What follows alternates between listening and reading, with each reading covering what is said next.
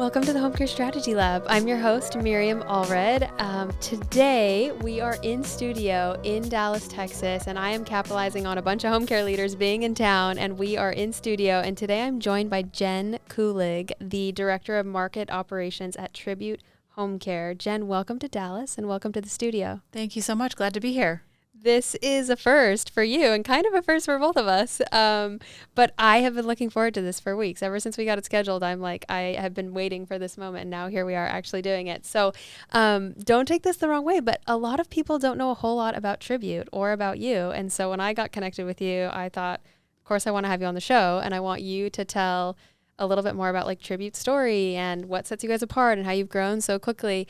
I think some people might know John Sneath a little bit, but you guys are a little under wraps in the industry, so that's part of why I wanted to have you on. So let's start with just like a good old-fashioned introduction of yourself, your background, your home care experience, and then leading up to kind of your role and your responsibilities with Tribute. Sure. So I fell into home care. I graduated from Wheaton College in Norton, Massachusetts with a degree in psychology and had no idea what I was going to do with it. And I ended up working for 2 years in an eating disorder residential home and found that unless I had some type of advanced degree, I wasn't going to be able to go very far there. So I started to apply to some other jobs that seemed interesting, that were kind of administrative in nature. A recruiting company reached out to me, and they had been contracted by the first home care company I worked with. And the first person who interviewed me was John Sneath back when I was in my early 20s. Amazing. And so John was the president at that company, and I spent 8 years there. He left about six and a half years into my tenure there. He really had a very specific vision for what he wanted home care to look like and wanted to go out on his own. So I followed him very closely, left about a year and a half later, went and worked for a care management practice for 2 years, which was valuable in a lot of different ways. And then once Tribute was kind of up and running in Massachusetts, I joined Tribute. And I've been at Tribute for 9.5 years. And I worked my way up to an executive director position, the first home care company, and then started in a kind of, we call it client solutions manager, like a case manager type position at Tribute, because that's all they needed at the time. And I really wanted to get in because I knew there was a lot of hope for Tribute. And then one of the most exciting things that I did after a couple of years is think about how do we expand our service territory and kind of create a sister market. And so we had opened, our first office was in Baltimore, Maryland, and then Tribute came 2 years later in 2015, I guess. And we were really excited about the idea, but how do we expand beyond these two kind of big cities, but maybe with a little less risk? And so one of the things that I did first after being a client solutions manager for a couple of years was to expand our service territory. And so we moved further west outside of Boston and opened up another office and really created it, thought of it as a separate market. And that was a real big success, and really being able to leverage the referral partners we had in the city and help them introduce us to people a little further out, hire caregivers that were further out, and really expand in a very organic way. And so from there, I took over the state of Massachusetts, and we expanded north and south as well, and from the city. And then my most recent position for the last couple of years has been to oversee all markets. And so now I oversee all of Massachusetts and the operations in Massachusetts, and then support our market directors in Chicago and Maryland. Give us a little bit of like day in the life. Director of Market Operations sounds stressful, sounds large, sounds like a lot is like in your purview. What are you thinking about and doing on like a day-to-day basis? I mean, what I love about home care is there is no typical day, and I'm sure you've heard that before, but it really is true. I think, some days it's, focusing really on Massachusetts, and now there's more layers than there were before. So we have somebody that oversees our client solutions team I myself used to manage the whole client solutions team. I don't do that anymore, but I manage the manager of those folks. And, there are crises that come up all the time. We work with pretty affluent families who spend a lot of money on our care, and they have certain expectations, and we've promised to deliver at a certain level. And so we have to manage those things as they come up. There's a lot of strategic focus and really thinking big picture about where do we want to go? How do we get there? How do we implement change in really effective ways? We are constantly evolving and changing, and so that's really exciting.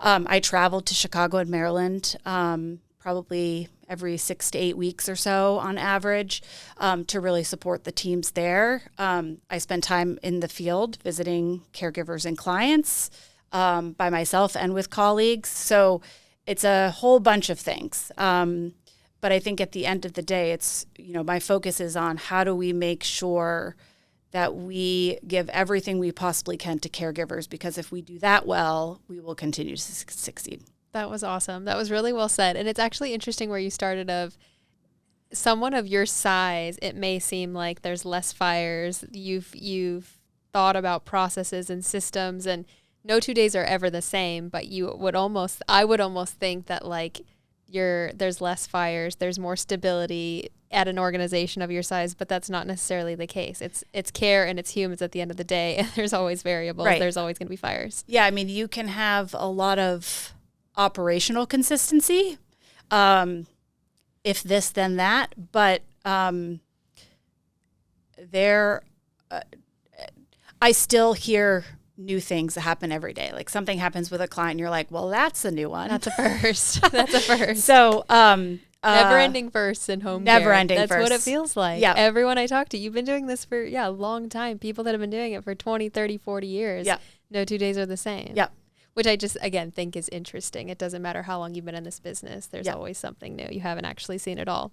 Tell us a little bit more about Tribute. You're kind of highlighting where the headquarters are, locations, growth, all of that, but just kind of like fill in again where it started, the kind of 3 major markets that you're in, and just talk kind of broadly about like census numbers, revenue, payers, just to kind of people can kind of get the lay of the land of Tribute. So we're all private pay, other than if families have long-term care, and then those policies will oftentimes kick in and we can support that. But otherwise, it's all private pay.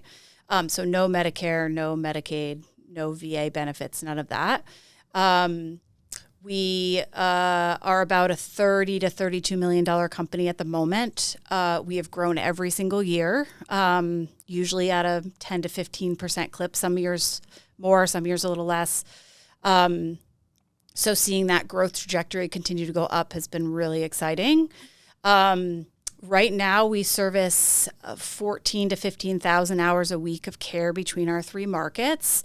Massachusetts is our biggest market. We're between 9,000 and 9,500 a week in Massachusetts. Maryland hovers around 5,000 right now, and Chicago's a really young, emerging market, more like 600 to 700 hours a week. So, all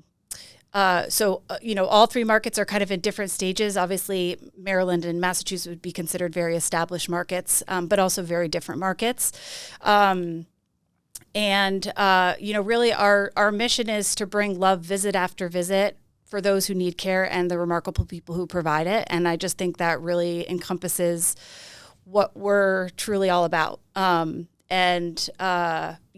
is really exciting, but it wouldn't be possible if we didn't have the caregivers in place and we hired carefully. And it wouldn't be possible without a kind of growth mindset and the willingness to embrace change day in and day out. So this is what I want to focus on. So with every guest, I usually approach you and say, where is your passion? What do you want to focus on? What do you want to talk about? And one of the things that you told me out of the gate was like a caregiver first mentality, caregiver first mindset.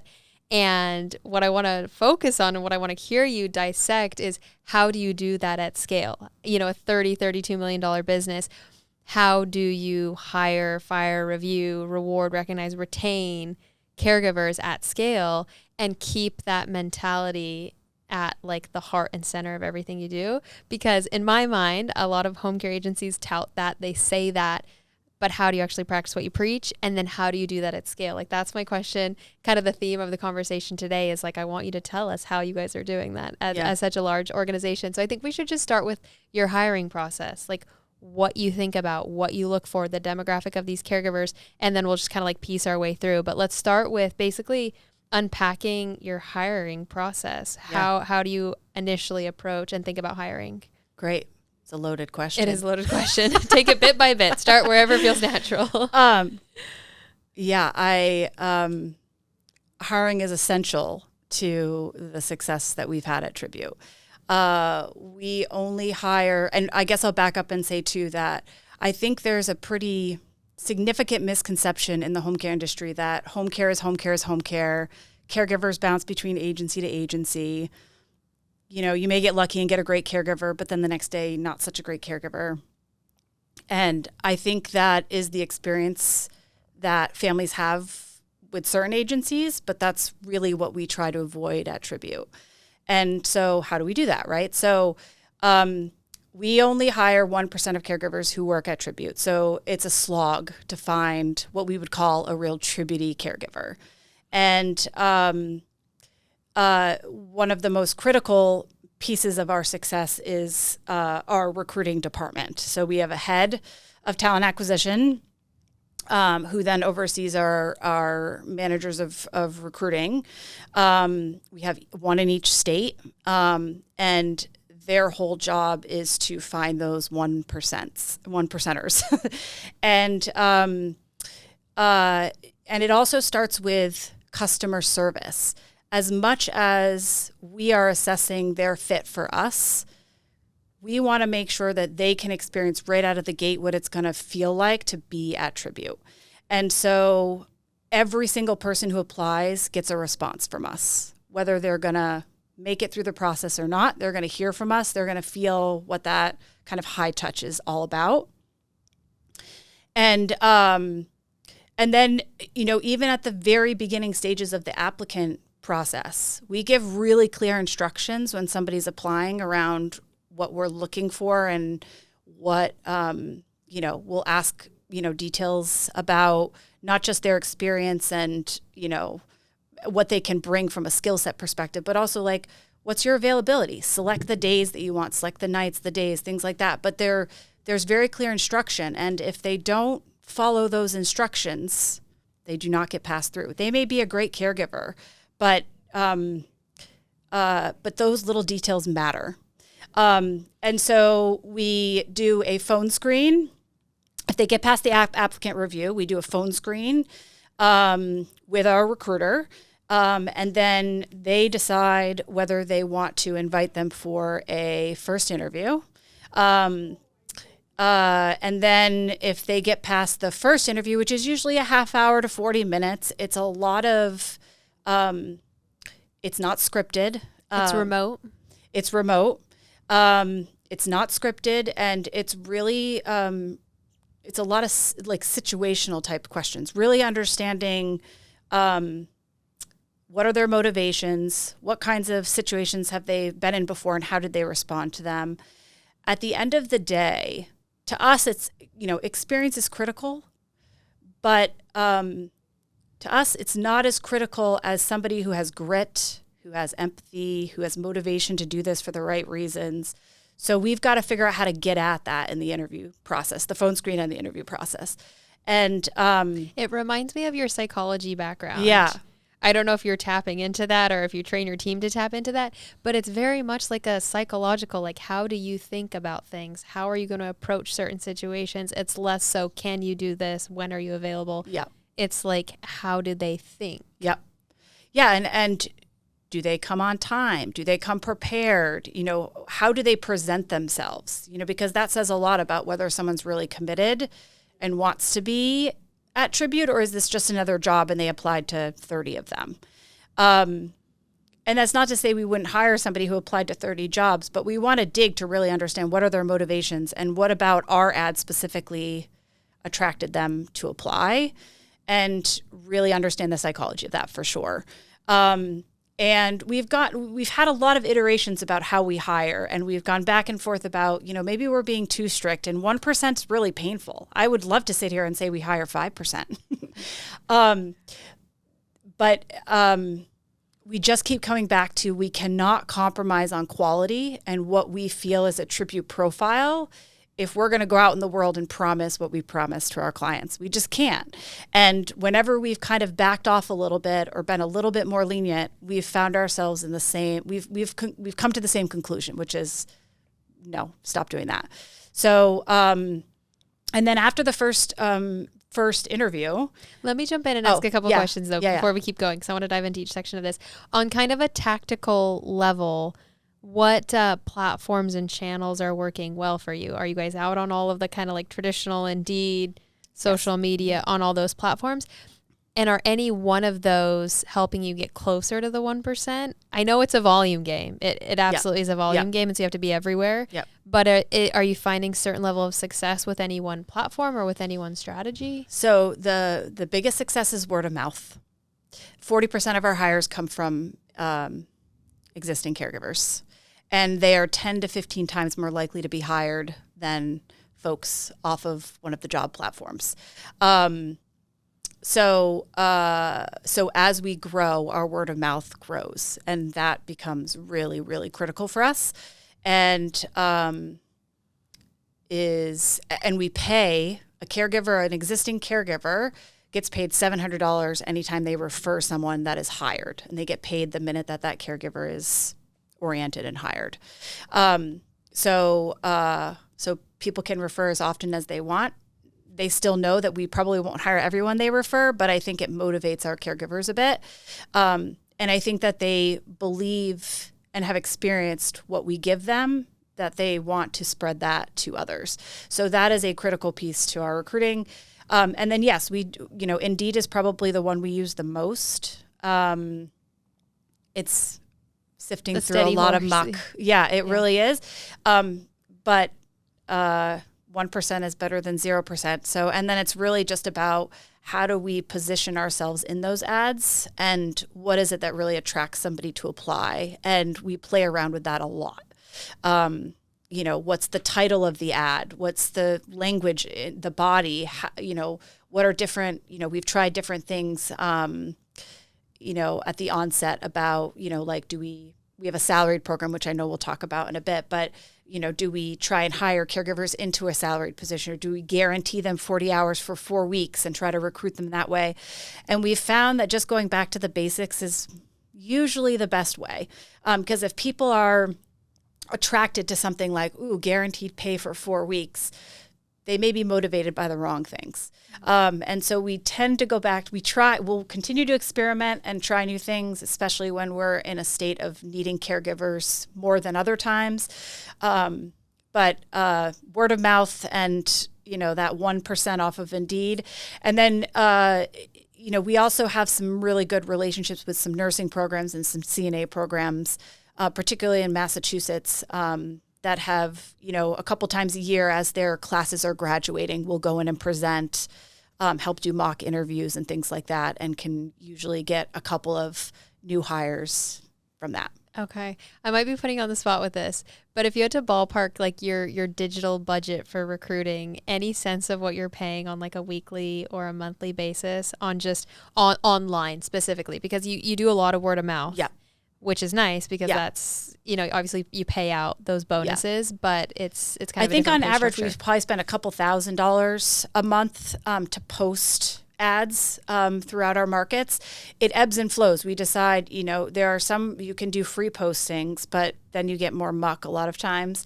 And then we may say, you know what, we really need caregivers in this region of our Massachusetts territory. And so let's put $500 on that and, make it more of a targeted ad. You can pay per clicks. There's lots of different ways that kind of Indeed sets things up. I'm not involved in the kind of the behind the scenes detail of that as much, but we play around with where we spend our money depending on where we need caregivers and kind of what we're trying to promote. And that's the nice thing about online. It's like you could just like turn the dial. We need to focus in this area and we need more volume here. We can spend a little, like throw money in that direction. Like that's the game of online. It's like you can kind of like customize what you're doing and how much you're spending. Yeah. Two quick questions. I know we're really getting into it, but this is already so good. Two quick questions about your referral program, because you said 40% come from word of mouth referrals. How do you keep that top of mind to your staff? Because a lot of times I see that it's like an intentional effort or an initiative for a quarter and then it kind of fades away and then you like bring it back to like a year later. How do you keep it front and center like year over year so it's something that your caregivers are thinking about all the time? Yeah, so we mention it in orientation. We mention it in our monthly newsletters to caregivers. We have caregiver reflections every other month where we invite caregivers to come. It's remote, but they come and kind of create a community, and we talk about different things. We'll mention it there. And some caregivers are more motivated by it than others. Some have a lot of family connections. Others, happen to have a client in a community, like a senior living community. And kind of are like an ambassador for Tribute and kind of spread the word amongst everyone that's working in that senior living community. But yeah, that's,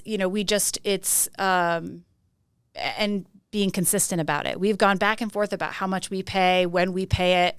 We used to say that the caregiver had to be here for 3 months, kind of get through that 90-day period before we'd pay it out. And then we went back on that and said, you know what? These caregivers worked hard to help us bring this caregiver in. We should pay them upon hire.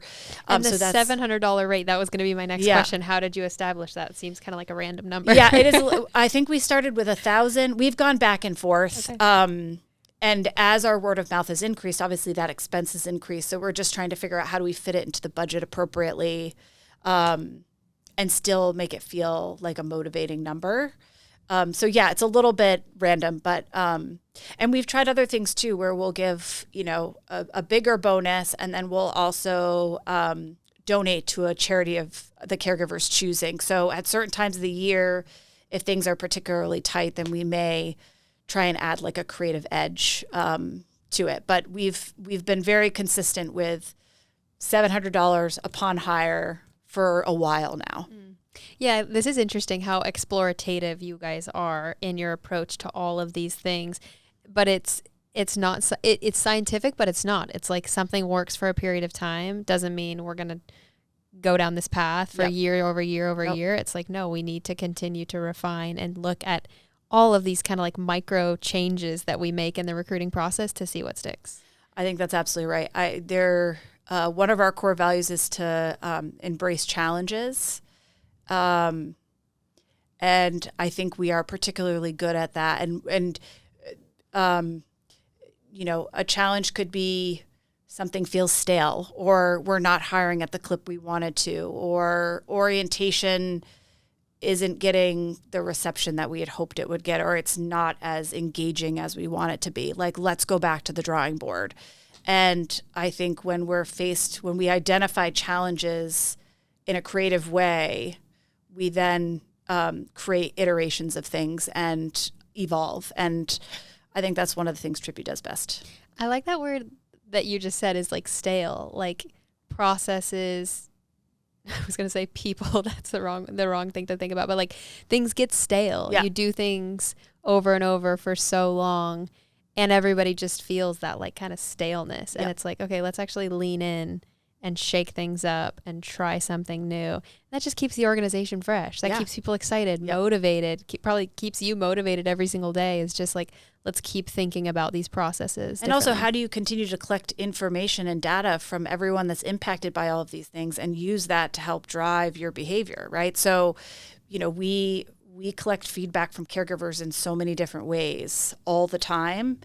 And we use that, like literally use that to then help us decide what we need to do next. So orientation is a good example of that. If somebody makes it to orientation, that's actually the last step of assessing a caregiver. They've been hired, but there are times where we will term somebody after orientation, because that is a really good way for us to spend a whole day with somebody and really assess whether, what we thought they were through the hiring process is still what we think they are in orientation.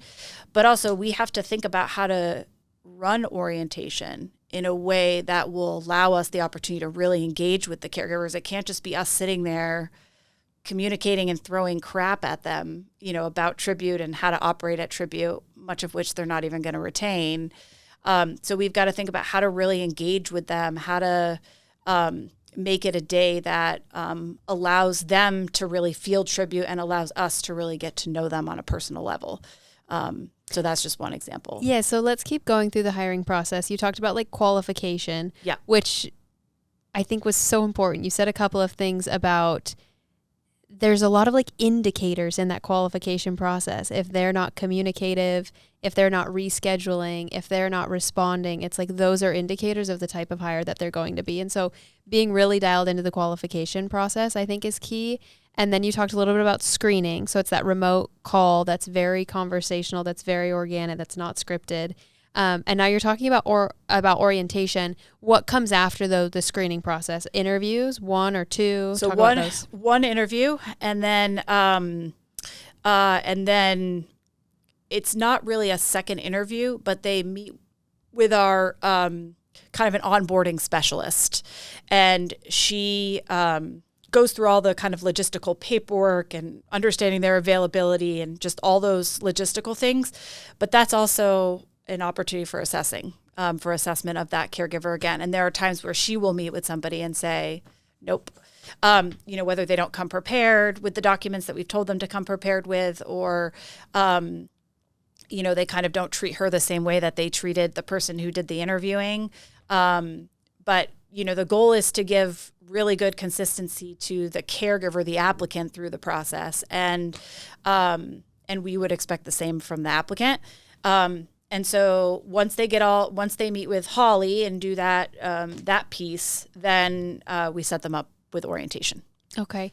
One question about the first interview, is that remote or in person? Remote as well. And what's kind of the foundation of that interview? Is it very personal, unscripted, organic? Yes. It sounds like it is. Give us a taste of how do your recruiters have that conversation? How do they really suss somebody out in that conversation? Yeah, I think it's learning their experience, what experience do they really have in this space, but then going way beyond that. So it's really this is where we get into understanding what soft skills they have. Somebody can have a lot of compassion, a lot of empathy, a lot of kindness, but we also want, and I think I mentioned this a little bit earlier too, but grit is something we talk about a lot, because if you have grit, not only can you bring your empathy and your compassion to the job, but when you hit something that's really challenging, you're going to push through it or figure out how to solve the challenge, or be confident enough to collaborate with somebody around, here's what's happening and I need help. And so we give them a lot of situational scenarios to really understand how they would think through something. Is that how the interview goes? Is you guys have scenarios that you read through or explain and then have them respond? Or do you ask them to give scenarios? So we give a lot of, our recruiters really can kind of drive that a little bit on their own. And we've got recruiters that have been doing this for years. So I don't think there's not a script. I think they look at each individual and kind of figure out, okay, what do I want to dig on here? And we certainly ask some, questions about, dementia and, tell us about a difficult situation. Because if someone says, oh, well, I called my supervisor and said, I need to get out of here because the client's being combative. To us, that's a little bit of a red flag, because that doesn't show a lot of grit. But also, okay, so what's the next question we should ask to really understand, was it reasonable for that caregiver to ask to be replaced? Because sometimes it is. Mm-hmm. Or did they just kind of say, I'm giving up. I don't like this. And so the conversation really takes a direction based on how caregivers respond to the questions too. And sometimes we have to dig a little bit more to decide, yeah, probably not, or okay, that's an exception. So talk to me about another situation and really kind of assess it again. We really want to understand what the motivation of our caregivers are. But that's tricky to do. But Yeah. because like I think grit is a really good example of that. How do you know if someone has grit? Like if someone asked me that, I'd be like, wow, how do I even think about that? But that's why in this interview it's very like situational, scenario based. Here's, a scenario. How would you think about that? How would you approach that? I don't think you mentioned, it sounds like you only hire people with previous experience. We'd like them to have a little bit of experience, but When you say a little bit, 6 like months, half a year, like half Okay. a year to a year. A lot of caregivers come to us with many years of experience, but you can teach hard skills. You can't teach soft skills. So we're willing to invest in caregivers in the hard skill side if we need to. And we have a whole process for that and assessing what they might need during orientation. But the soft skills is really what we're digging on more than anything in the interview process. And if somebody says, like I had a really challenging client who was resistant to care, and so I tried X, Y, and Z, and they identify like a strategy that they use, like that's a really great sign. Like that shows someone who's got creativity, the grit, and the compassion. You have to have empathy to want to try to work through something with somebody. And if you're trying to seek out a way to work through that challenge, that's a good sign. So it's, pretty early on in an interview, we can tell. You whether, can feel it. Yeah, You can feel it. It's yeah, a feeling. yeah. I honestly bet I've heard that from a lot of recruiters. It's honestly kind of like a gut feeling. Yeah. They either got it or they don't, and you can really feel that out. And then the consistency of that, like through the whole hiring process, were they like that in the phone screen and the interview and, with our onboarding specialist, and in orientation, we want to see that consistency because someone can kind of turn it on for a little while and then their true colors start to come out. So we want to have enough touch points to be able to hopefully make a hire that can truly be successful. Which begs the question, how long is this process typically? Over a few days, a week? About a week and a half or so. Okay. How do you feel about that? Does that feel like the sweet spot that you guys have landed on? Do you wish it was shorter? I do. But we've talked a lot about ways to make it shorter, and we just keep coming back to if we want to hire the quality that we're promising to deliver, and we want to take our time and we want to give caregivers a really good experience, they don't want to be rushed necessarily. And we need the right amount of time to truly assess whether they're right or not. And so all of these steps feel critical. We used to have a second interview, done by the manager of Caregiver Excellence, which I know we'll talk more about, but basically the person that would be managing the caregiver. They have different motivations, like they're coming concerned at it from different angles. Exactly. And the recruiters have been with us for a while now, and we felt like, we can trust them. And we've got a couple of other steps in the process to make sure that we feel confident in that applicant. And so about a year ago, we decided to cut that out. We've actually seen our 90-day turnover go down. So it hasn't hurt us. And a 7 to 10 day process, it's also indicative the caregiver looking at tribute. If you're trying to push them through a process in 24 to 48 hours, they feel like they're just like a pawn in a game. Like, Yep. they need, Absolutely. it's definitely a signal to the caregiver too of no, tribute is giving me the time and the place to get to know me and to meet me where I am. And they're not just trying to put a body in a house. And so I also am sure that resonates with the caregivers as well. Yeah. And we also never, ever hire to meet demand.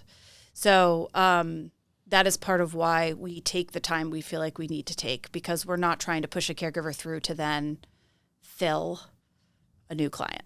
I'm so curious about this. I ask most providers this. The demographic of your caregivers they're across the board, likely 18 to 75. Yeah. That's what I hear. Yep. That's just common across the industry. But if you had to quantify maybe percentages above maybe 45-50 and below 45-50 from an age perspective, do you have a lot of older caregivers? Do you have a lot of younger? Is it kind of a 50-50 split? I don't know what the split is, but Approximately. What you just summarized is exactly right. That I would say, a fair number of our caregivers are in their 30s, 40s, and 50s. Okay. We've got some that are a little bit older. Some of our live-in caregivers tend to be a little bit older. And that kind of makes sense because they're living with clients. So maybe they're done providing childcare to their own families and they're kind of at a different stage in their life. But yeah, I would say the majority are in that kind of 30, 40, 50. Okay. Yeah. And the reason I ask that too in this kind of like recruiting narrative is you're trying to build a recruiting process for such a vast audience. What a 18-year-old thinks, what a 40-year-old thinks, what a 65-year-old thinks, and how they process and how they want to be oriented and onboarded and interviewed. Like there's some variation in that. And again, that's so unique to home care is the audience, the employment audience is so vast. And so you're trying to piece together a process that makes sense for the majority. But I think that's the beauty of your process is it's so customized. It's so meeting the individual where they are. It's very, tailored to them rather than, just like checking the box. I also think, one of the things we try so hard to do is to avoid families having the roller coaster experience where they get like a great caregiver and then a not so great caregiver and then a great caregiver and a not so great caregiver. And so there's some consistency in what we look for, even if the profile of the person, the age, where they're from, their demographics vary. There's some core elements to our caregivers that I say are pretty consistent across the board. That's where the grit and the empathy and that kindness and that motivation to build a real meaningful connection with the human being they're caring for, that we hope families feel no matter getting a 25-year-old caregiver or 70-year-old caregiver, that they'll still have that feeling, that person will leave them with that feeling when they walk out the door. They're tributey. I like that word that you guys use. Exactly. They're tributey. They say that all the time. And the clients, the families, they feel that tributey. It's like, Yes. People can feel that energy Yes. from the caregivers and they're not on the roller coaster that they so often get. Let's keep going through the recruiting process. We're kind of like we talked about the first interview, then the second interview with the onboarding specialist, and then orientation. But you mentioned at what point do they get the offer? Because it sounds like they have the offer before orientation. They get the offer after their remote interview. Okay. And obviously it's contingent upon documentation and employment authorization and all those fun things. But yes, that's when they get the offer. And at what point do they get their first schedule? I know a lot of people feel strongly about like they have to leave here with their first schedule. Does that happen in the orientation? Oftentimes, if we have, if we've got the demand, they can get deployed right out of orientation. Yes. Okay. Yeah. Okay. And I think that kind of carries us into it. We're going to talk about retention. Any other steps or things that you want to mention that follow orientation that are important? Orientation itself is really important. We want to give them a really good experience. And a lot of us are in the office that day. John Sneath, who we've mentioned, our CEO and founder, he goes in and does a section in orientation every day or every orientation. We do orientations on Wednesdays every week. So he's engaged. He asks every caregiver, what motivated you to be here? How did you hear about Tribute? What are you looking forward to? So he engages with each of them individually.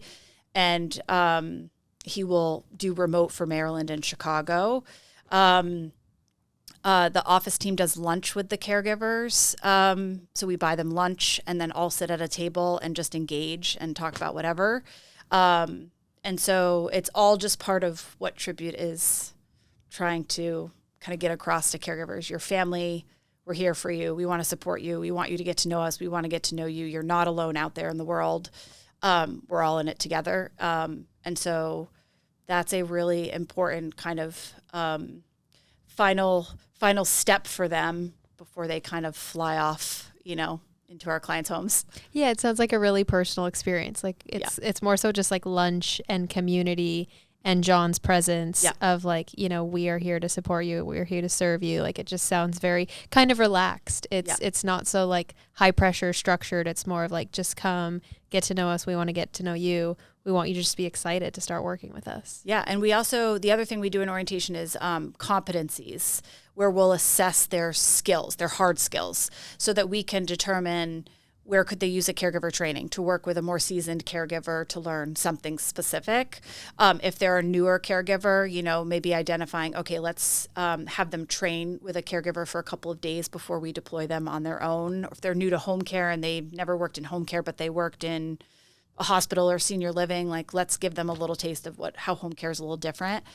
So we assess that as well, and help really set them up for success. High level, how do you guys approach training? Is it primarily in person, hands-on? Is it more out in the field? Is it more online? Or is it a hybrid of all three of those? Hybrid of all three. Okay. Yeah. And any one of those that you focus more on or have found success with? No, I think we will give individuals whatever training they need to succeed with what they're managing at any given time. So like, we do a dementia training for all caregivers upon hire, but dementia is not dementia is not dementia. It manifests itself in so many different ways.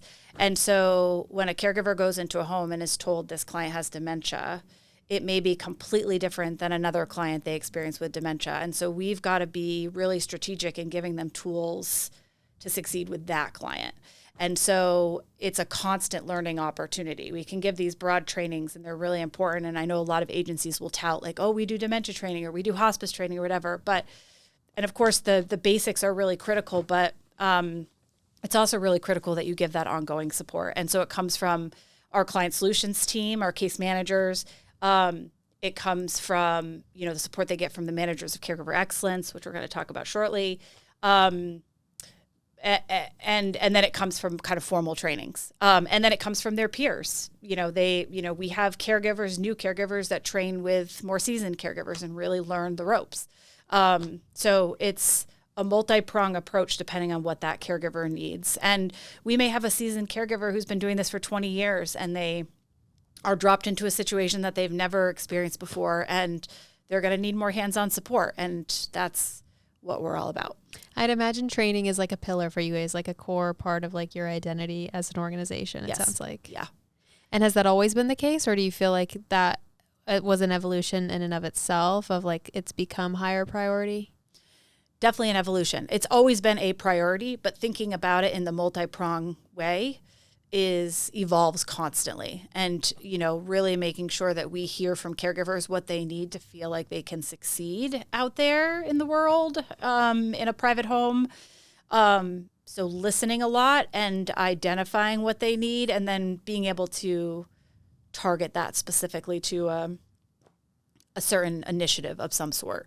So yeah, it's really evolved, and we use, we've even done things like we'll use Care Academy for like a base dementia training. But what's really cool about Care Academy is that we can create our own content, make it more tributey, and upload it and add it and enhance what Care Academy's created. And so we do a lot of that. And our next initiative for, 2026 is to have like a whole catalog of trainings that are maybe part Care Academy designed, but also part tribute designed, with our own team, with our own caregivers, so that caregivers can learn from other caregivers. And so we have a whole position, our senior manager of Caregiver Excellence. Her whole job is really about, how to elevate that piece for caregivers. And keeping it top of mind. I think back to like the referral program. You got to keep training top of mind because you do all this work to build out all of this custom training, and they're out in the field and they're busy and they've been doing this likely for years and years. And so they know a lot, but keeping training top of mind to your entire workforce of like, there's always an option to learn more, to grow more, specialized training. Like, you want to help them be proactive when it comes to training. Yeah. And there's so many reasons why training is so critical, like to help a caregiver build their skill set, to impact a client in a really positive way, to retain caregivers. I mean, there's so many benefits for why there's a real ROI on training and the investment that we put into that. And so to us, it's worth every penny. Yeah, I guess the reason why I'm prodding, I do hear from some agencies that training is like a chore. It's like it's such a grind to get people to train and to want to be trained and to want to like upskill. That's why I think it has to be a part of your identity. It has to be front and center. It has to be going out in the newsletter. It just has to be a part of the conversation Absolutely. regularly to make sure it's like a proactive part of caregivers thinking. Let's transition to this retention stuff. Yes. I know you're teasing it. We've talked about it, and it's like there's a lot of really good stuff in there. That was awesome overview of the hiring process. Let's talk about retention, because you have deployed some really specific initiatives to focus on retention, and we've got a few of them listed. Which one should we start with? The Caregiver Excellence Department. You were actually just like citing that. So explain what that department is, and what they do.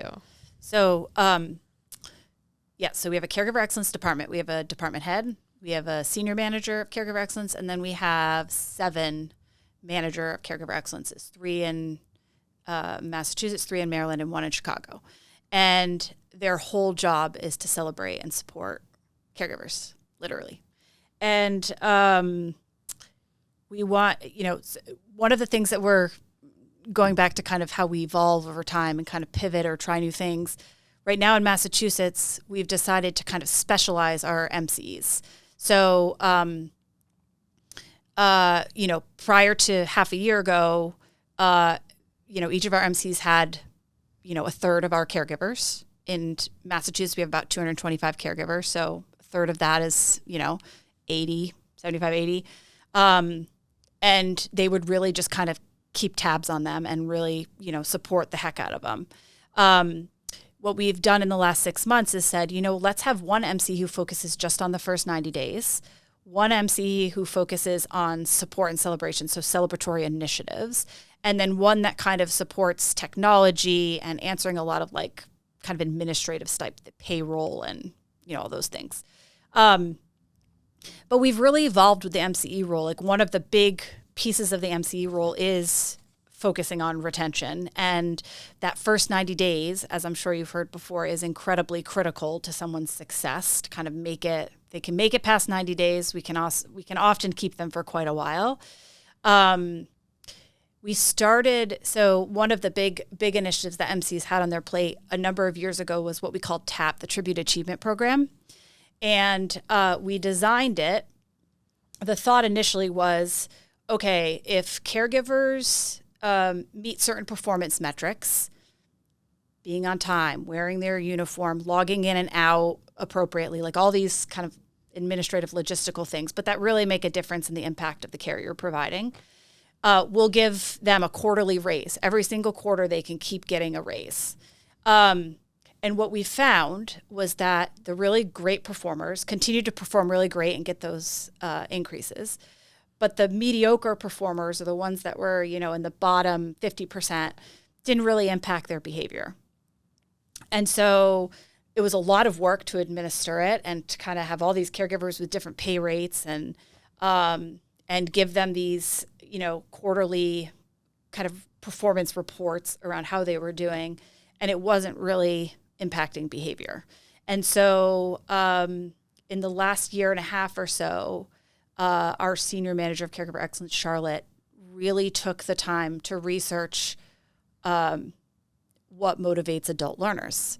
And this is super interesting, by the way. Keep going. Yeah. And like, what are the intrinsic motivators? What are the extrinsic motivators? Like, what really gets somebody to want to be better or to work towards something?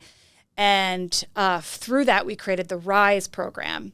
And so it's very heavily concentrated on the first 90 days, but then there are every 6-month check-ins or as needed check-ins. So the whole point of RISE is to say, look, we really want you to succeed here. And so we want to give you a ton of support up front. We're going to check in with you every week. We're going to be in the field seeing you more often in your first 90 days. We're going to answer all your questions. We're going to reinforce the things you learned in orientation that you probably forgot because you're learning so much information that day. And just really hold your hand. And then, there's a point system tied to, how they're doing, and they can go into the Tribute store and purchase swag and things like that. But financially a lot less expensive. But what we found is that it's really impacted motivation. And when caregivers feel that real support and feel really bought into Tribute right out of the gate, they're going to go out into the field and build those connections with other people because they have the ability to do that because they're so well supported. And so that's been really, really exciting. So as we transition to this, all the caregiver excellence managers were all focused on the 90 days for their caregivers. And now we have one person in Massachusetts who focuses on all the 90-day caregivers in Massachusetts. And her whole job is to make sure that we can get those caregivers across the finish line. And it also allows us to get to know those caregivers on a more intimate level so that we can also weed them out faster if they weren't what we thought they were going to be. And so when you're focused on, we hire 10 to 12 caregivers a month. So if you're focused on 30-ish, 35 caregivers at a time, you get to know them pretty well and you can quickly identify where there's a concern. You can focus on that. You can invest. You can give them more training. And then they're either going to sink or swim. And if they sink, then we can term them a little faster and minimize the risk to our brand. And then we can invest and hope that if they swim, that they're going to be a real success story. And then, of course, most of our caregivers do great out of the gate and don't need a lot. But when they do, there's somebody there for them. So that's also a big part of the caregiver excellence role is just that 90 days. And, before COVID, I think the industry average, was maybe 60 or 65% turnover rate. After COVID, it's closer to 80%. We've been hovering around 50%. And we've seen a drop in our 90-day. Last quarter, we actually got it to 15%. I think industry average is over 30, 35, 40. So it's working. And that's really exciting. And to be continued. Okay, a lot of specific questions around this. I think this is so interesting. First, just quick question. Are you still bonusing, rewarding them for the administrative, check the box on clocking in and out, like all of those administrative tasks that you said? Are you still rewarding them for those, or did you do away with that? We did away. But we still track all of it. And it's still a conversation point when we do check-ins with caregivers in their first 90 days and then every 6 months thereafter. Because back to what you said, I think this is so interesting. There are people that are highly motivated and there are people that are not self-motivated. And caregivers run the gamut on that spectrum. So this is what I interpreted from what you said. The people that are highly motivated, they love that type of stuff. Mm-hmm. They thrive in that, this, then that, like you tell me what to do and I'll do it. And I love the recognition. I love the bonuses. But then the people that are mediocre at that type of stuff, it's not motivating to them. They don't care. They could, care less whether or not that's in place. And it's like they kind of stay the course. It sounds like you weren't seeing the mediocre people. You were encouraging them to do this, but they weren't becoming highly motivated by this. Like, that's not how this works. It's like they kind of stay the course because it's personally ingrained in them. Yeah, and they do to a certain extent, but I also think our goal is for them to be motivated by things that we offer them. So whether it's additional trainings or promotional opportunities or other things that maybe could have a financial implication to them, but maybe aren't as expensive as raising somebody's, hourly wage every quarter. If you had to bucket into a few, what motivates most of your workforce, what would you say? Is it the quarterly raise? Is it training? Is it something else? If you had to kind of bucket into I don't know, 2, 3, 4, what would you say is motivating most of these people? So I can't sit here and say that anything financial doesn't impact somebody, right? But I think that the support they get from Tribute is really, really critical to their motivation. PTO is something we hear a lot about and something we do provide to caregivers is really important to them too, because many of them work 60, 72 hours a week. We pay caregivers overtime. We're happy to do that.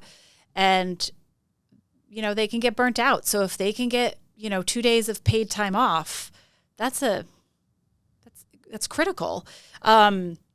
So that's one we hear very often. PTO, please don't get rid of it. In Massachusetts, we're required to give sick time as well. In Maryland, we're not, but we've been starting to hear a lot of feedback from caregivers about like, oh, I'm sick and now I don't get paid. And so that's one of the initiatives we have on our docket for the next 6 months is to look at implementing sick paid leave for caregivers in Maryland. Yeah, and every year we do wage increases, and we communicate those very transparently to caregivers around what that looks like, why we're doing it. Yeah, I mean, there's a lot of things that can motivate somebody, right? Yeah, but back to, I think this is really interesting. When we think about what motivates caregivers, 9 times out of 10, people would say money. They're motivated by money out of necessity, and that's not wrong. But this is interesting to hear you talk about support, how far support goes in their motivation, because they've likely been at other agencies and they haven't been taken care of and they haven't been supportive and they haven't had someone that they can call when they need something. That goes such a long way to this demographic as well. And so I think that's like an underutilized, lever, if you will, is just leaning into exceptional support, and that becomes a motivator for these people. Absolutely. Critical. Super interesting. Yeah, I mean, support, it may sound cliche because a lot of people talk about supporting caregivers, but as I share with you all the initiatives that we do to really support them, I think it elevates it into something that like is, very, it's something that you can point your finger to. Tangible. And, yes. Yeah, it's very not tangible. ambiguous. Like, oh, we offer good support. Right. It's like a generic term, Right. but it's like, here's how we do that. Yeah. And then our turnover speaks for itself. Our 90-day turnover is less than 15%. Like, this is actually working. Yeah. So like we have, we call it the Everyone Out Initiative at Tribute. So literally we have 60 office employees across our markets, from accounting to, people that are client facing and not client facing. Everyone has to go out and see caregivers and clients. Stay connected to the front lines. And when caregivers see our director of accounting out in the field, like, what kind of message does that send, right? It's like, I think that's really quite cool. And, doing caregiver happiness surveys every year and really taking a pulse on, like, are the assumptions we've made really true? Give us the real skinny, and taking that feedback and doing things with it. And, and so the more time that we spend with caregivers, the more that we invite them into the office, the more that they have the ear of John or myself or any other leader, frankly, anyone that they're touching or that touches them, the more they feel part of the organization. And home care, I think that's really critical because you're out by yourself. Siloed. And we're very purposeful in engaging in such a way where it takes that isolation away. I'm glad you highlighted that Get Out program, because a lot of times in an organization of your size, if a caregiver ever talked to a CEO, that CEO hasn't been out in the field for years. Yeah. that CEO hasn't talked, maybe John a and little I go bit. Out twice a month, not twice a year, once a year. Yeah. You're very connected, and it just creates that level of like understanding and empathy that really goes a long way. Yeah. The Caregiver Excellence Department, you talked about like their focus being on like the first 90 days. Do you have any sort of like mentorship program, or what does it look like in maybe hierarchy or strategy after they exit that 90-day? So it depends on the caregiver. Some caregivers just want their work, want to have a real impact on the clients they're caring for, and we check in with them as often as we need to, and then they're off, doing their thing. And we engage with them at various times for various reasons. Other caregivers, we provide a lot of opportunities. So we have a brand ambassador program where caregivers can apply to be a brand ambassador. And that may mean that they support a new caregiver and do like an initial training. So that new caregiver will come and spend a day with them and kind of learn the ropes of like home care and maybe something specific that client needs that they don't have that skill set for. We just started to implement a new program called Caregiver Partner, where we've identified caregivers who are in senior living communities where we have 4, 5, 6, 7 clients. So there are a lot of caregivers that are in that community providing care to those clients. And that caregiver partner is spending 10 or 12 hours a week, not as a manager of those caregivers, but as a partner. And really trying to connect, their siloed work with each other. How are you doing? How are you feeling? What challenges are you faced with? And then for that caregiver partner to make sure, are they in uniform? Are they representing tribute well? Are they, what are the things that maybe they'd share with a fellow caregiver that they're too ashamed or worried or anxious to share with me or with, their manager, whoever. And so that's something that we've just started to pilot, but we're always thinking about new ways to just engage. It's not just caregivers engaging with us in the office, but it's also how do we get caregivers to engage with each other? Yeah. And baking in those additional layers of support. Yeah. Yeah. Not just them calling the office, but how do they talk to another caregiver and feel that like direct support really intimately when they're out in the fields? Yes. The brand ambassador also, we have a brand ambassador meet with any new office associate that's hired. We have them come into the office and talk to the new office associate about what their experience has been to be a caregiver at Tribute. And they spend an hour, whoever it is, whether it's a director hire or an administrative associate. And like how cool for a caregiver to be able to say, look, I get to represent part of what I do out there to a new office associate who will have some impact on me in some capacity. So yeah, just always thinking outside the box about how to engage caregivers in those types of ways. And just so much FaceTime. Everyone is like FaceTime with everyone. Yeah. And Caregiver Excellence is really the glue that kind of makes all of that happen and coordinates those things and makes sure that, caregivers have those. Yeah, and it's not a once a year initiative. It's we're doing this on a weekly basis. Right. We're prioritizing that FaceTime. This leads me to your awards system, program, incentive, whatever you call it, but you have a pretty robust awards program to recognize these caregivers as well. Talk a little bit about the evolution of, that awards program and what it is today. So it's really evolved. Surprise, like everything. Surprise. We used to do yearly awards, annual awards. So we would do like a Caregiver of the Year award. We would do like most hours worked, most visits, things like that. And we would go out as a team and deliver these awards to them out in the field. And that was really fun and exciting, but we felt like we were not celebrating enough caregivers. So then we said, okay, let's do what we call remarkable personified, and let's do it quarterly. And let's have everyone nominate everyone, that works, our client solutions managers, our caregiver excellence, myself, the whole operations team, scheduling partners. Let's have everyone nominate someone. And then from that list of people, we'll choose one. And then, so we did that for like a year. And then it doesn't feel like enough. Exactly. Like we have hundreds of caregivers. How do we get it down to one? Right. So now we invite like 5 to 7 caregivers in on a quarterly basis.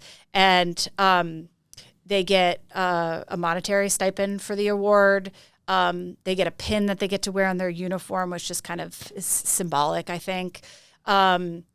And then they come in and they get to have a conversation with John and with some other leaders. And we sit around a round table and we just ask for their feedback. What's worked? What hasn't worked? What's made you successful here? What would you like to see different or changed at Tribute? And that information drives so many of our decisions. And we also have them tell us like a meaningful story about, a client that you've cared for in the last 6 months and how it's impacted you, and just like bring it back home to like what this is all about. Because you can get caught up in your own job and your, whatever that focus is. And when you are sitting across from a caregiver and they tell you a very specific story about the way they've connected with somebody and how they've honored humanity, it's just the coolest thing. So we want to give them that platform to do that. And so all 6 or 7 come in at the same time. We pull them from their visits. We pay them for those 12 hours that they would have worked and just say, come in and spend 2 hours with us, have lunch. Let's have a conversation. Let us just recognize you. Exactly. Let us just relish in what you do day in and day out. Yeah. And I think this is so powerful. It's quarterly and it's 5 to 7 caregivers, because I agree. I hear of a lot of agencies that do it annually and it's maybe 1 to 3 caregivers. But if you have a huge workforce, it's like, oh, I'm never going to achieve that. It's just like intangible to most of your employees. But this is like, I have an opportunity to achieve that. Yeah. That's so cool. It's so fun too. What else do we have here on retention programs? I know we've kind of jumped around. We've hit a lot of these. Oh my goodness. The one that I want to talk about is this salary position. Yes. We haven't actually even talked about this. You all offer salaried positions. Talk about how you structure that and how you think about that. So we call it Tribute Secure, and there's a 30-hour and a 40-hour program. And caregivers can, so basically we guarantee them either 30 hours or 40 hours of work a week, even if we don't give them that amount of work. And it's, for caregivers, it can be a little bit complicated initially, but once we explain it and they're bought into it, it's a really exciting opportunity for them. About 20% of our caregivers across the company are on the program. And the whole idea is, they're prioritized first, because if we don't get them that work and we have to pay that out, we call that TS admin time, Tribute Secure admin time, and that's an expense to the company. We spend about $25,000 to $30,000 a quarter to make sure that those caregivers are getting paid what we've guaranteed them. It's a great retention tool, and it kind of takes away the lack of certainty in home care. You may have 70 hours a week for months and months, and then all of a sudden you lose a client and you're down to 30 hours. And luckily we have enough demand where we can fill them back up pretty quickly typically, but sometimes it could take a week or two, or maybe even a little longer every once in a while. And they can sit there and know that they're still going to get paid. And so it's a budget line item that we've decided is worth investing in. And they have to give us, set days and times that they're available that they can work under. And then it becomes our job to make sure that we get them work within those days and times. So usually they work 12-hour visits, either 3 or 4 days a week. So if it's the 30-hour program, usually you're working 36. And if you're on the 40-hour, you're working at least 48. You can work more than that. And do you pay overtime for more than that? Yes. Normal, as if it were hourly? You structure overtime the same? Yes. So we allow our caregivers to work within reason, as much overtime as they want. We have a lot of caregivers who work 6 12-hour days a week. We do not carry that expense onto families. So again, that's something we've decided to invest in. It allows us to retain caregivers. It prevents caregivers from feeling like they have to work for multiple agencies, because they can get the hours they need at one place. And I might have missed it. Who qualifies for this, or how do you decide, or how do they decide? How do you decide who's the right fit for this? So we do a couple of different things. We share the program with caregivers in orientation. And if they step forward and say, oh, this is something that I'm really interested in, we'll talk to them more about it. And if we feel we can afford it, we will put them on the program right away. It's a really good, and then caregivers, sometimes caregivers are with us for a couple of years, and then, their life circumstances are such where they're like, oh yeah, I can do that now, because they have to give up a little bit more flexibility. They have to say yes more. There are times where we're guaranteeing them pay, but they also have to guarantee us their availability. So some people are really attracted to that and other people are not. And so sometimes it's right upon hire. Sometimes, we kind of get them through the 90 days and we identify that they would be a great person, because it's also somebody that we want to be able to send pretty much anywhere, because we're paying, to salary them. And the minute that there's opportunity to get them work, we want to be able to send them someplace. We want them to be pretty skilled. But we've opened it up a little bit more, and we've taken more risk with it, because we want people, if they want the opportunity, we want to be able to give it to them. And it's a really, really great tool for our emerging markets. So Chicago, where demand is not as consistent, and it's the chicken and the egg, how many caregivers, how much demand, and sometimes caregivers are sitting for longer periods of time.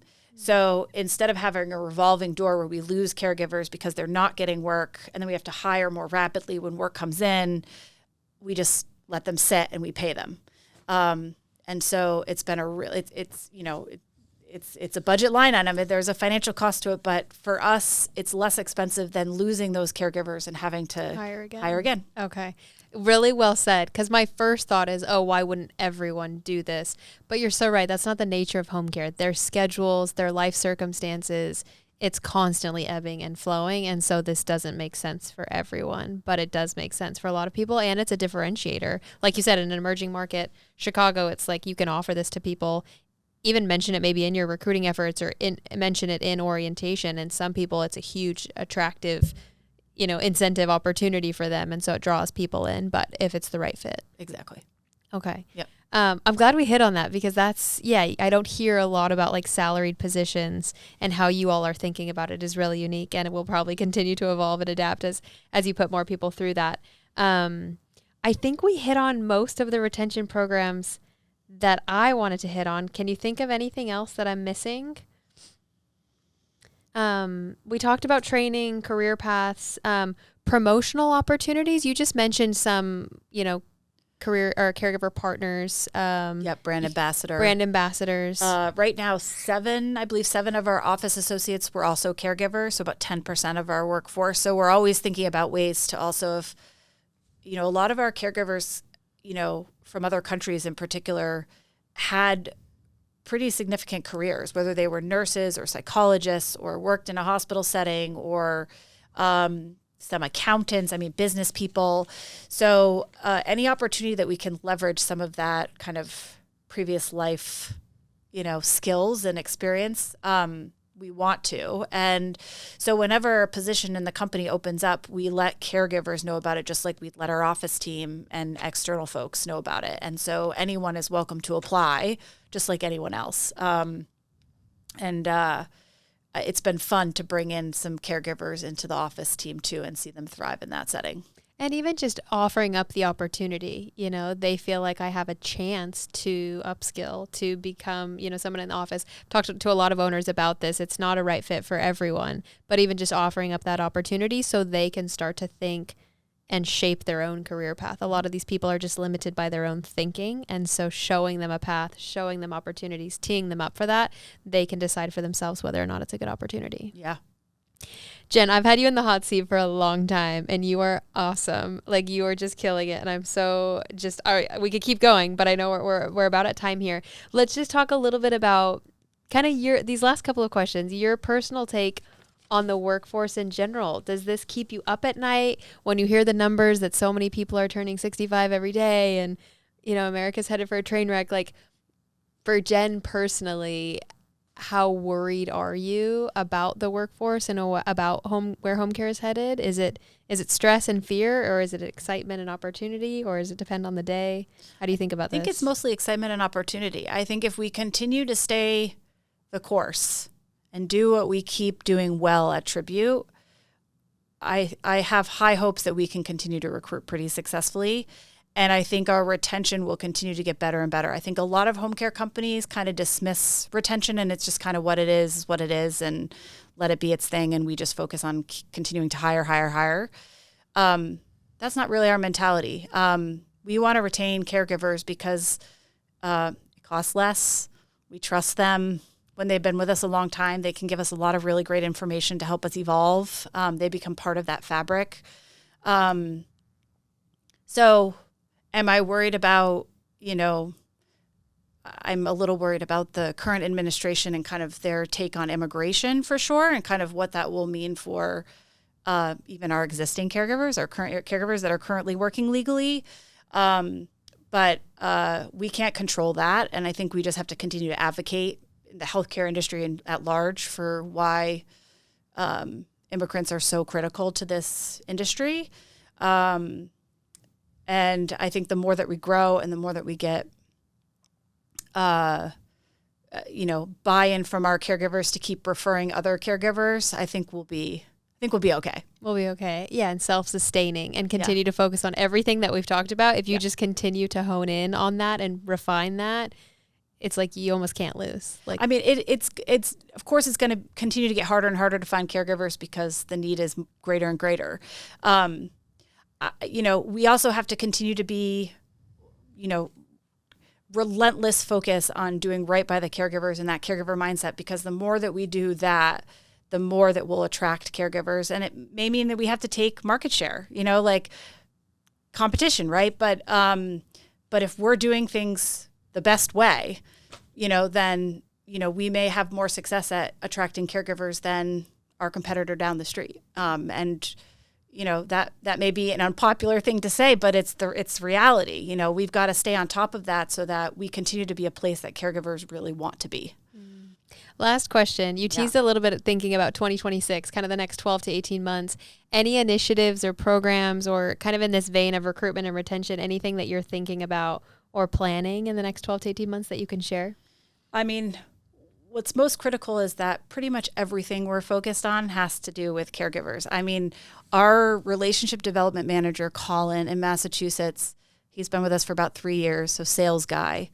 He said to me pretty early on in his tenure at Tribute, I'm motivated by getting caregivers work. So he's going out and developing all these referral relationships. But at the end of the day, of course, that's going to help Tribute grow, but it's also going to help caregivers keep getting the work that they want, consistent demand. And so I just think like somebody like sales also impacts caregivers directly. So, we're constantly thinking about things. The caregiver partner position I mentioned, implementing AI initiatives, particularly in scheduling to make that more seamless, to make sure caregivers have the hours they want. We track all of that. There's so much data that we track, but one of the things we track is how many hours caregivers are working and what their desired hours are, and how do we bridge that gap if there is a gap. Yeah, and right now our utilization's at 95%. We're doing great, but it ebbs and flows all the time. And how do we make sure, how do we understand when a caregiver's not working? How do we make sure to prioritize them above a caregiver that's already got 60 hours? Just all those variables, and AI is going to help with that a lot. We're going to relook at the PTO program, maybe make it a little richer. We've gone back and forth because, we used to offer 1 day of PTO for every year you've been with us. So at your 5-year anniversary, you'd get 5 days of PTO plus, an accrual amount. And it became a little bit unpredictable for us to budget. So we went back on that, and it's really about the number of hours you work and how much you accrue. But I think we went back a little too far. And so now we've got to figure out what's that happy medium, and where do we start and how do we budget appropriately for it. But it is something we hear really often from caregivers. No, and I think the other, big takeaway here is that it's really critical that we continue to try new things and just embrace that part of our culture. Because the more that we try new things, the more that we will see opportunities to move forward. And so I think there's a lot of experimentation. We have Galip is our director of strategic analysis and project management. So he's constantly leading task forces and pulling people from all different parts of the company to kind of brainstorm ways to do things differently and reimagine how we operate. And I think we have to continue to embrace that as a culture in order to really elevate the caregiver experience. Shout out to Galip. He's the one that put Tribute on my radar. So I'm glad you just mentioned him. Jen, you've blown me away. I had high hopes and expectations for this, and you have absolutely delivered. So thank you so much for being here in Dallas, for joining me in the lab, and for just bringing the energy and bringing the heat and bringing the prescriptiveness. This is always what I look for, and I feel like we got so tactical and technical and prescriptive in this episode. And so just grateful and for everything that you've delivered today. And I want people to connect with you. I want people to connect with Tribute. There's so much to learn from your organization. And so I will encourage everybody to reach out to Jen, to reach out to Tribute, and make yourself known to them and learn from them. And I think this is your first podcast, but probably not your last. And so... Well, thank you for being my first. Absolutely. To be continued, and more where this came from. So we'll go ahead and wrap here, but thank you so much, Jen. Thank you.